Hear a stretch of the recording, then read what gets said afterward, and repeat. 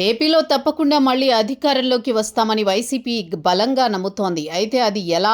ఆ పార్టీకే తెలియాలి. ఎందుకంటే ఆ పార్టీ ప్రజా పోరాటాలు చేయడం లేదు. శాసనసభకు వెళ్లి ప్రజా సమస్యల పరిష్కారం కోసం పోరాటం చేయడం లేదు. గట్టిగా ప్రశ్నించడమూ లేదు. పోనీ పార్టీ శ్రేణుల్లో ధైర్యం నింపుతున్నారా అంటే అది లేదు. పెట్రోల్, డీజిల్ ధరల పెంపుపై రాష్ట్ర వ్యాప్తంగా ఆందోళనలు చేశారు. కానీ చాలా నియోజకవర్గాల్లో అసలు ఈ ఆందోళన కార్యక్రమాలు కనిపించలేదు. పెద్ద పెద్ద నేతలంతా ముఖం చాటేశారు. అయినా సరే అధికారంలోకి వచ్చేస్తామన్న ప్రకటనలు మాత్రం విపరీతంగా వినిపిస్తున్నాయి.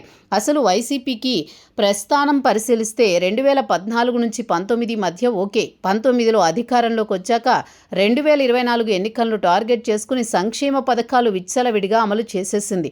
అభివృద్ధిని వదిలేయడంతో ప్రజలు దానినే ఒక నిర్లక్ష్యంగా గుర్తించి వైసీపీని ఓడించారు.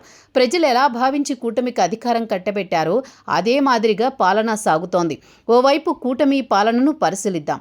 అమరావతి రాజధాని నిర్మాణం జరుగుతోంది. దానిపై విషం చిమ్ముతోంది వైసీపీ. ఇంకోవైపు పోలవరం నిర్మాణం జరుగుతోంది. రాష్ట్రానికి పెద్ద ఎత్తున పెట్టుబడులు వస్తున్నాయి. ఉత్తరాంధ్ర ఐటీ హబ్గా మారుతోంది. కేంద్ర ప్రభుత్వ రంగ సంస్థలు రాయలసీమకు పెద్ద ఎత్తున వస్తున్నాయి. తయారీ రంగ పరిశ్రమలు ఏర్పాటవుతున్నాయి. రాష్ట్రంలో అన్ని ప్రాంతాలు సమానంగా అభివృద్ధి చెందుతున్నాయి. అదే సమయంలో తల్లికి వందనం, అన్నదాత సుఖీభవ, మత్స్యకారుల వేట నిషేధ వృద్ధి, ఆర్టీసీలో మహిళలకు ఉచిత ప్రయాణం, ఉచిత గ్యాస్ ఇలా ప్రధాన సంక్షేమ పథకాలను అమలు చేస్తున్నారు. ప్రజల్లో సంతృప్తి శాతం కనిపిస్తోంది. గ్రామాల్లో అభివృద్ధి జరుగుతోంది. ఇన్ని జరిగాక కూడా తాము అధికారంలోకి వచ్చేస్తామంటూ పగటి కలలు కంటోంది వైసీపీ ఎమ్మెల్యేలు శాసనసభకు వెళ్లడం లేదు. ప్రజా సమస్యలు ప్రస్తావించే అవకాశం కోల్పోయారు.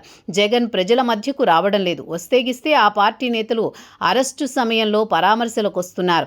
ప్రజా పోరాటాల్లో పాల్గొనడం లేదు. అధికారంలో ఉన్నప్పుడు చంద్రబాబుపై ఉన్న కోపంతో అమరావతిని పడకేశారు. పోలవరం ప్రాజెక్టు నిర్మాణ పనులను అస్తవ్యస్తం చేశారు. అభివృద్ధి లేకుండా సంక్షేమ పథకాలతో మరోసారి అధికారంలోకి రావాలని భావించారు. అది మొన్నటి ఎన్నికల్లో వికటించినా ఆయన గుర్తించలేకపోయారు. ఇప్పటికీ అదే ధోరణితో ముందుకెళ్తున్నారు. అయినా అధికారం వచ్చేస్తుందంటూ ధీమాతో ఉన్నారు. అది ఎంత మాత్రం తగదు కూడా.